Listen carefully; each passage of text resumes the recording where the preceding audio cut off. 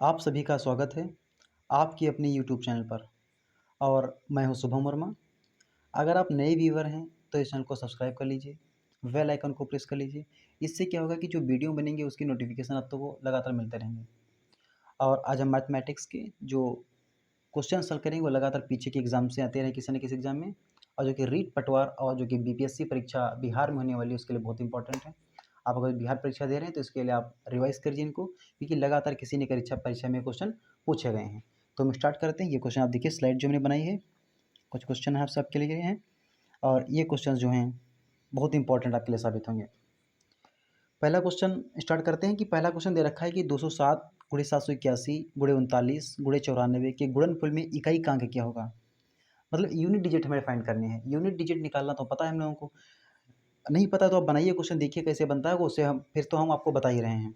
Unit digit के लिए सबसे पहले हम क्या करते हैं, जो नंबर दिया होता है, नंबर पूरे नंबर से मल्टीप्लाई नहीं करते हैं, सिर्फ यूनिट डिजिट उस नंबर का अंतिम संख्या लेते हैं और अगले नंबर की अंतिम संख्या से गुणा कराते हैं। मतलब जो यूनिट डिजिट है, यूनिट डिजिट की यूनिट डिजिट से मल्टीप्लाई कराते हैं। तो 7 की 1 से गुणा कराएंगे, 7 बनेगा हमारा, और फिर इस 7 की गुणा 9 से कराएंगे तो ये 63 बनेगा। 63 का 63 नहीं लेना हमें, और फिर 63 का 3 लेना है। 3 से 4 की गुणा कराएंगे तो 3 चक्कू 12, 12 में यूनिट डिजिट क्या है, 2। तो सोल्यूशन हमारा क्या बनेगा, 2 बनेगा। कुछ नहीं करना है, जो सोल्यूशन जो क्वेश्चन दिया है उसके जो यूनिट डिजिट हैं उनकी यूनिट डिजिट से हम मल्टीप्लाई कराते चलते जाते हैं, और हर बार यूनिट डिजिट से ही मल्टीप्लाई कराएंगे, बाकी नंबर को छोड़ देंगे। मतलब 7 को 1 से, 7 एक कम 7, फिर एक 7 बना, 7 की 9 से, 9 7 63, 63 में 63 नहीं लेंगे, 3 लेंगे, 3 चक्कू 12, 12 2, ऑप्शन नंबर 2। क्वेश्चन नंबर 2 हमारा कहता है कि √42 plus √42 plus √42 plus plus dash dash dash करते हुए इनफाइनाइट नंबर तक गया है मान लो। इस प्रकार के सवाल को हल करने के लिए कोई अगर जिसको हम इसकी अगर जो करंडी हटाते चले जाएंगे तो बहुत समय लग जाएगा, हम इससे हल नहीं कर पाएंगे। परीक्षा समय हमारे पास बहुत कम समय होता है, तो इसको हल करने का सबसे अच्छा तरीका है कि ये जो यूनिट जो नंबर दिया होता है अंदर, इस नंबर के हम ऐसे फैक्टर करते हैं जिनका HCF 1 हो। क्या करते हैं, वो जिसका महत्तम समापवर्तक 1 हो, मासापा 1 हो। मतलब इस 42 के ऐसे हम गुणनखंड करेंगे जिसका HCF 1 हो। मतलब 7 छंग 42, इनका अगर जो मासा देखा जाए तो 1 आएगा। और अगर जो बीच में प्लस का निशान है, सुनो, अगर जो बीच में प्लस का निशान है, बीच में अगर जो प्लस का निशान है, तो जो बड़ा नंबर है वो सोल्यूशन रहेगा। मतलब इस सवाल का सोल्यूशन जो 7 रहेगा। अगर जो इसमें माइनस का निशान होता तो जो छोटा वाला नंबर है वो सोल्यूशन रहता। तो क्या मतलब, अगर जो कोई इस तरह करंडी के अंदर सवाल दिया है तो उस करंडी के अंदर जो नंबर दिया है, उस जो संख्या दी है, उस संख्या के ऐसे गुणनखंड करेंगे जिनका मासापा 1 हो, और उसमें जो प्लस अगर जो लगा है तो बड़ी वाली संख्या सोल्यूशन रहेगी, अगर जो माइनस लगा है तो छोटी वाली संख्या सोल्यूशन रहेगी। तो इसमें तो प्लस लगा था तो 7 छंग 42, और इसका मासापा 1 आया, और इसमें बड़ी संख्या 7 है, तो उत्तर नंबर 2, ऑप्शन नंबर बी हमारा सही रहेगा। अब हम अगले क्वेश्चन की तरफ बढ़ते हैं। क्वेश्चन नंबर 3 कह रहा है हमारा, यदि 5 वस्तुओं का विक्रय मूल्य, यदि 5 वस्तुओं का विक्रय मूल्य 3 वस्तुओं के लागत मूल्य के बराबर है। ये कॉमा मैथमेटिक्स में जहाँ जहाँ मिलेगा, ये कॉमा क्या कहता है कि ये दोनों चीज़ें बराबर हैं, क्या है, इक्वल हैं। तो लाभ या हानि का प्रतिशत ज्ञात कीजिए। ये कह रहा है 5 वस्तुओं का विक्रय मूल्य है ना, विक्रय मूल्य, 5 वस्तुओं का विक्रय मूल्य, मतलब 5 वस्तुओं का जो एसपी है, सेलिंग प्राइस है, वो 3 वस्तुओं के सीपी के बराबर है। वही हमने लिख दिया कि 5 वस्तुओं का सीएसपी 3 वस्तुओं के सीपी के बराबर है। अब हम एसपी और सीपी में एक संबंध, अनुपात बना लेंगे। SP upon CP is equal to 5/3। ये एसपी बटा सीपी, सीपी को इधर लेकर आए, सीपी बटे में चला गया, उधर 3/5, 5/3। अब अगर जो एसपी और सीपी, कोई वस्तु हम 3 रुपये की खरीदे थे, 5 रुपये में बेचे हैं, तो 2 रुपये का लाभ हुआ। जब हमें 2 रुपये का लाभ हुआ, अब इस लाभ को प्रतिशत में निकालना है, तो जब प्रतिशत में लाभ को जब भी निकालना होता है तो लाभ बटे क्रय मूल्य प्रतिशत में निकालते हैं। लाभ बटे क्रय मूल्य गुणे 100। 5 वस्तुओं का विक्रय मूल्य 3 वस्तुओं के लागत मूल्य के बराबर हो, तो लाभ या हानि बताइए। 5/3 सॉरी, हम लोगों ने यहाँ पर पक्षांतर गलत कर लिया है, तो इसको हम फिर से देखते हैं, एक बार फिर से देख लेंगे स्टार्ट से देख लेंगे इसको, हम परेशान काहे हो, स्टार्ट से देख लेंगे।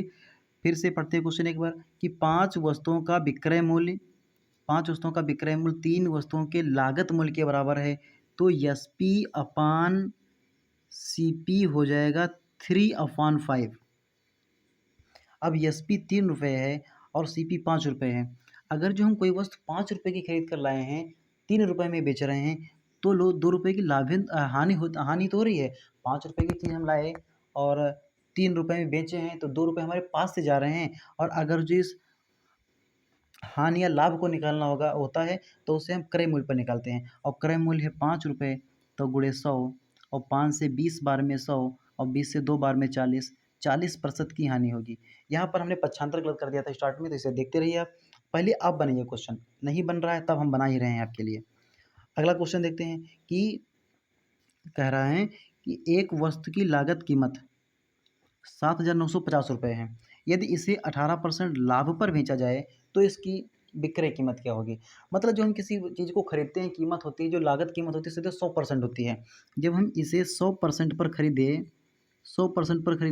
तो 7,950 रुपये की मिली।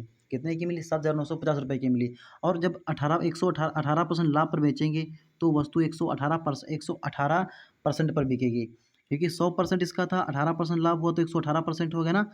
और इसके पास 100 और 18%, 118% निकालना था हमें। जो निकालना होगा वो गुणे करेंगे, जो हमारे पास होगा उसको बटे में लेकर जाएंगे।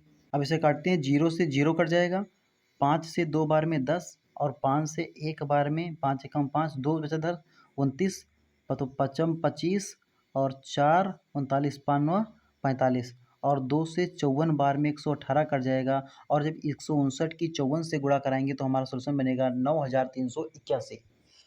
आप मल्टीप्लेक्शन, आप गुणा भाग तो आप कर लेंगे। आप ये देखिए कि सवाल कैसे लग रहा है। किसी वस्तु की लागत कीमत सदैव 100% पर होती है और लाभ 18%, तो हम उसका 118% निकालेंगे, और उसकी विक्रय कीमत क्या होगी, तो उसकी 118% निकाल देंगे, उसकी विक्रय कीमत निकल आएगी।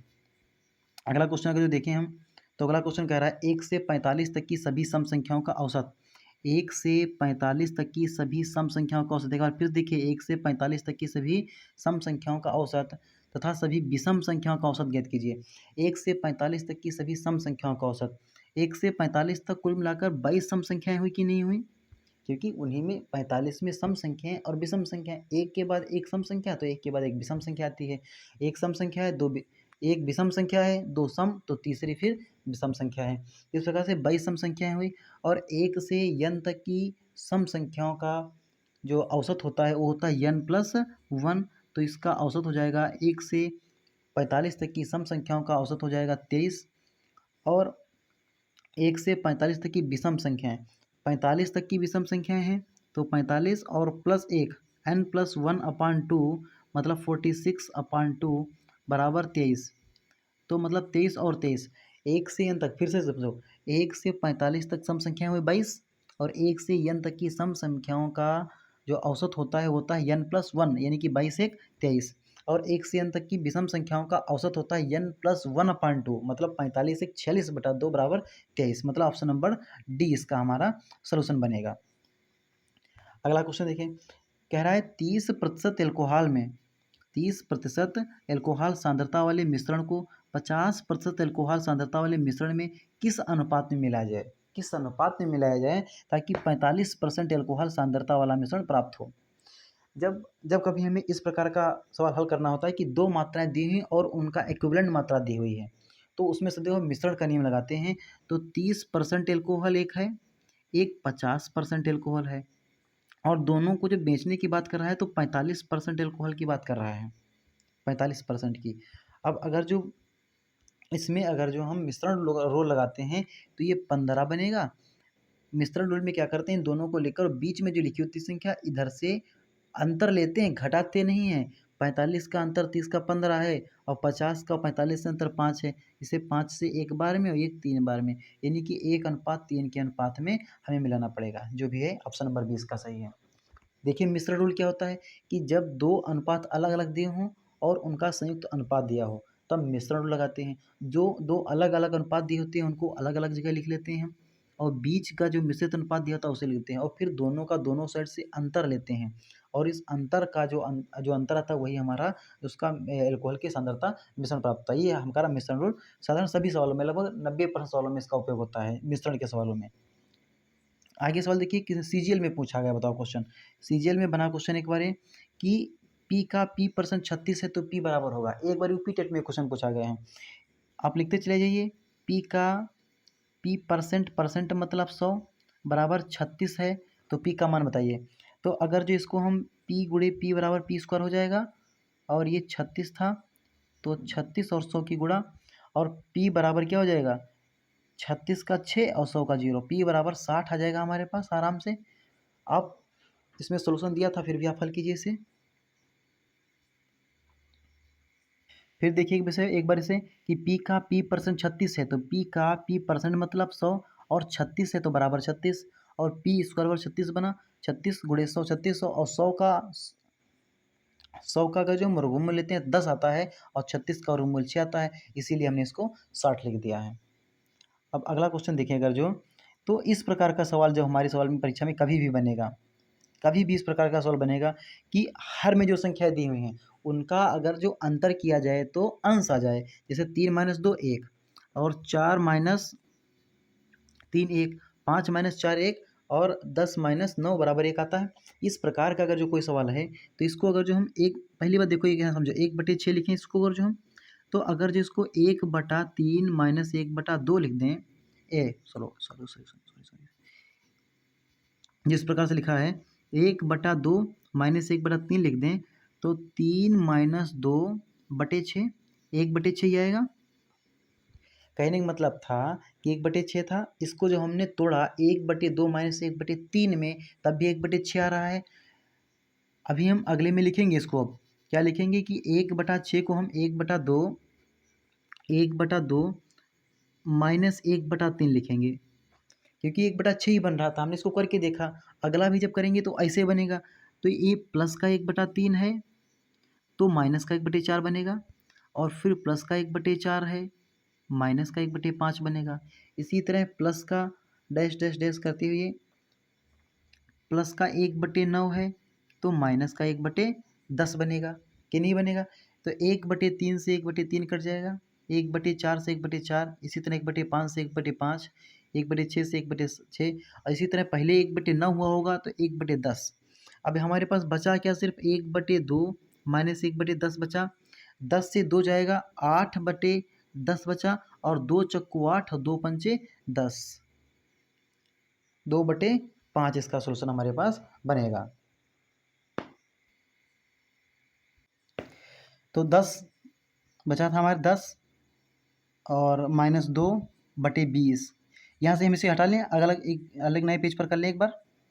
1/2 माइनस 1/10 हमारे पास से बचा है, क्या बचा था 1/2 माइनस 1/10, 1/2 1/2 माइनस 1/10, ये बचेगा 10 माइनस 2/20, ये बचा 8/20, और ये आएगा 2/5, 4 से 2 बार में और 4 से 5 बार 2/5 आएगा। तो क्या अगर जो एग्जाम में ये सवाल आएगा तो इतना बड़ा हम करेंगे, इतना बड़ा नहीं करेंगे। जैसे इसका हम अंतर एक देखेंगे, इन दोनों का अंतर जैसे हम एक देखेंगे तो उसको क्या करेंगे, पहले वाला पद माइनस अंतिम वाले का अंतिम वाला पद कर देंगे, तो फिर से वही बनेगा 10 माइनस 2/20, और ये 8/20, 4 से 2 बार में, 4 से 5 बार में 2/5। तो इस प्रकार से इसे हल करेंगे। अगला क्वेश्चन देखते हैं कि अगला क्वेश्चन दे रखा है कि मतलब जो है एक पुस्तक की 12 प्रतियां 1800 में बेचने पर 3 प्रतियों की लागत मूल्य के बराबर लाभ हुआ। हम कह रहे हैं कि 12 प्रतियां जो थी वो 1800 में बिकी, 3 प्रतियों की लागत मूल्य के बराबर लाभ हुआ। तो जब लाभ हुआ 3 प्रतियों के, तो हम कह रहे हैं 15 1800 की बेच के आया होगा ये।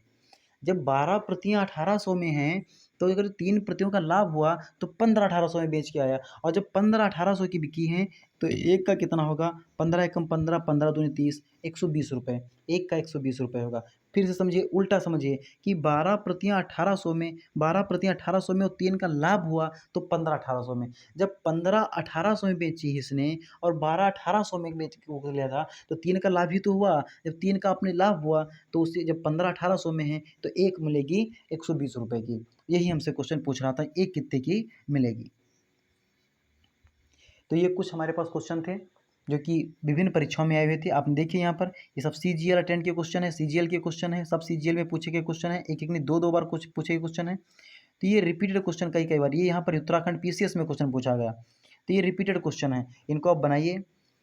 क्वेश्चन का लेवल आप मत देखिए, क्वेश्चन देखिए कहाँ से बन रहा है, और ये रीट पटवार और जो बिहार शिक्षक भर्ती इसके लिए बहुत ही महत्वपूर्ण साबित होंगे। आप अगर जो हमारा चैनल को सब्सक्राइब कर लीजिए और वीडियो को लाइक शेयर सब्सक्राइब कीजिए। जय हिंद साथियों।